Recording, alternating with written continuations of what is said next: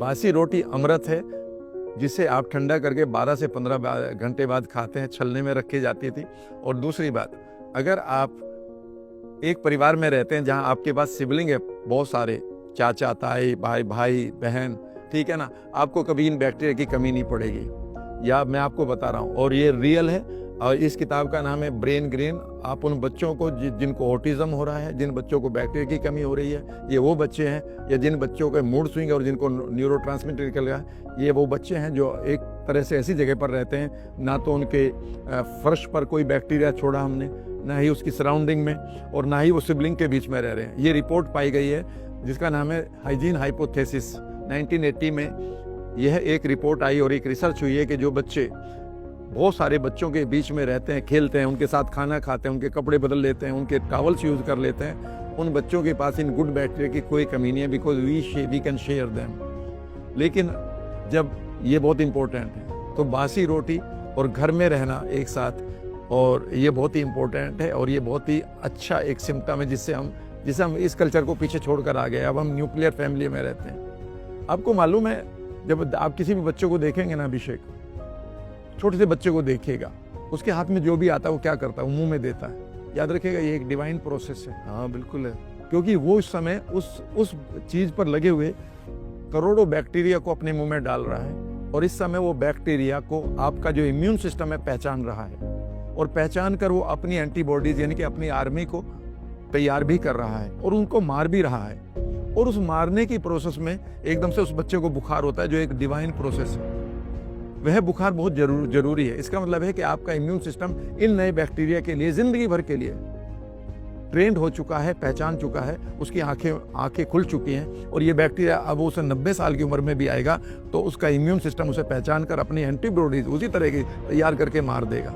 लेकिन अगर if we are not exposed, जो हाइजीन हाइपोथेसिस आई है वो ये कहती है कि अगर हम एक्सपोज ही नहीं हुए इन बैक्टीरिया से जो आज बच्चों को हो रहा है, तो हमारे इम्यून सिस्टम को यही नहीं पता कि यार मैं किस चीज के अगेंस्ट जाऊं।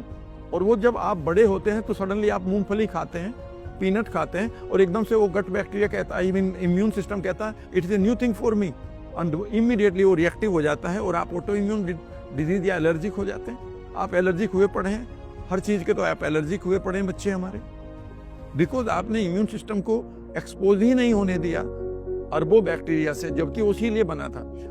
इसीलिए जो बच्चे एक उसमें रहते हैं, बड़ी एक घर में रहते हैं और बहुत सारे बच्चे होते हैं, they are expose to various bacteria, इसलिए उनका इम्यून सिस्टम हमेशा आप कह सकते हैं एंगेज्ड रहता है, और उसके पास इतनी फुर्सत नहीं मिलती कि वो बिना मतलब ओवर रिएक्ट करे।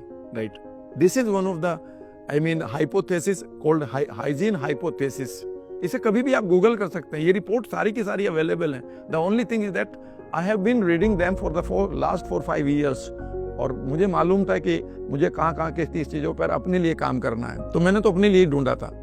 हाँ, पर आजकल तो क्या हो गया है कि ना, मैं एक चीज और नोटिस कर रहा हूँ, जैसे मैंने पहले की नोटिस करी बात, आजकल नोटिस कर रहा हूँ कि जो एकल परिवार वाले जो पेरेंट्स हैं, बच्चे को जैसे सर्दी जुकाम होता है तुरंत उसको एक दवाई दे देते हैं, 7 ml की एक दवाई दे दी, 15 ml की दवाई दे दी, उसको बुखार आने ही नहीं देते, जुकाम होने ही नहीं देते, और उसको किसी तरह की बीमारी होने ही नहीं दे रहे। पता है इसका कितना बड़ा नुकसान है? मैं चूंकि एनएलपी पढ़ाता हूँ और मैं साइको न्यूरो इम्यूनोलॉजी भी पढ़ाता हूँ, जो डॉक्टर रॉबर्ट अडर ने 1970 में बनाई थी, कि कैसे आपका माइंड आपकी इम्यूनिटी को रिएक्टिव जोन में डाल देता है या एक्टिव जोन में डाल देता है या उसे सप्रेस कर देता है। जो आपने कहा है ये सारी वही बात कह दी है कि जैसे मानो आपने सारी किताबें ही पढ़ रखी हो। जब हमारे बच्चों को जुकाम बुखार होता है उस समय अगर हम उसको इमीडिएटली बहुत कंसर्न मदर फादर बनकर सारी दवाइयाँ दे रहे हैं, तो आप उसके इम्यून सिस्टम को ही एक्टिव नहीं होने दे रहे हो।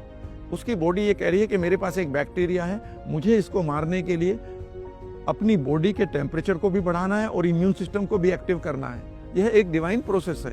आपकी रेजिस्टेंस पावर बढ़ रही है, पर उस समय आप क्या करते हैं कि एंटीबायोटिक देकर तो उसने जो बैक्टीरिया आया था उसे मार दिया, और जो आपने एकदम से बॉडी अपनी नेचुरल प्रोसेस पे जा रही थी वह भी नहीं आपने जाने दिया, तो आपकी बॉडी कंप्लीट कंफ्यूज हुई पड़ी है।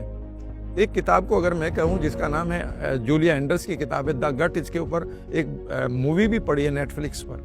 उन्होंने कहा है कि जैसे ही आप 102 के ऊपर बुखार आता है ना, कई बार आपको 102 के आसपास 103, मैं ये नहीं कह रहा हूँ कि आपको डॉक्टर को विजिट नहीं करना, लेकिन उन्होंने कहा है कि ये एक ऐसा मोमेंट है जब आपकी बॉडी एक ऐसे बैक्टीरिया के अगेंस्ट कोई ना कोई इम्यून सिस्टम तैयार कर रही है जो लाइफ में अब आपको कभी धोखा आपको अटैक नहीं कर सकता और आपका इम्यून सिस्टम भी कभी धोखा नहीं दे सकता। उस समय सिर्फ आप अपने आप को बचाए रखिए कि भाई किसी भी तरह से आप अपने ब्रेन को ठंडे पानी से या बर्फ से, वो तो डॉक्टर ही बता सकता है, मैं उसको रिप्लेस नहीं करूंगा, लेकिन बुखार आना और खांसी आना, इवन पेचिस लगना, छींके आना, ये तो बहुत डिवाइन प्रोसेस है। इस समय आपकी बॉडी थ्रो कर रही है उन बैक्टीरियाज को मारकर बाहर जो आपके पास आ गए हैं सिस्टम में।